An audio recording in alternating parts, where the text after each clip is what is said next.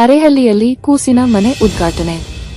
ಅರೇಹಳ್ಳಿ ಪಟ್ಟಣದ ಸರ್ಕಾರಿ ಹಿರಿಯ ಪ್ರಾಥಮಿಕ ಶಾಲೆಯ ಹತ್ತಿರ ಈ ಹಿಂದೆ ಅಂಗನವಾಡಿ ಕೇಂದ್ರದ ಕೊಠಡಿಯನ್ನು ಗ್ರಾಮ ಪಂಚಾಯಿತಿ ವತಿಯಿಂದ ಕೂಸಿನ ಮನೆಯನ್ನಾಗಿ ಮಾರ್ಪಡಿಸಿ ಉದ್ಘಾಟಿಸಲಾಯಿತು.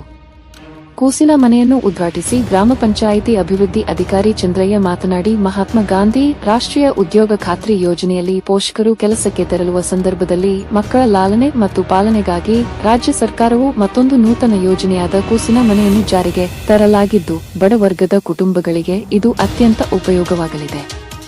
ಇದರಲ್ಲಿ ಮಕ್ಕಳನ್ನು ನೋಡಿಕೊಳ್ಳಲು ಈಗಾಗಲೇ ಸಿಬ್ಬಂದಿಗಳನ್ನು ನೇಮಕ ಮಾಡಿಕೊಳ್ಳುವ ಬಗ್ಗೆ ಕ್ರಮ ವಹಿಸಲಾಗಿದೆ ಎಂದರು.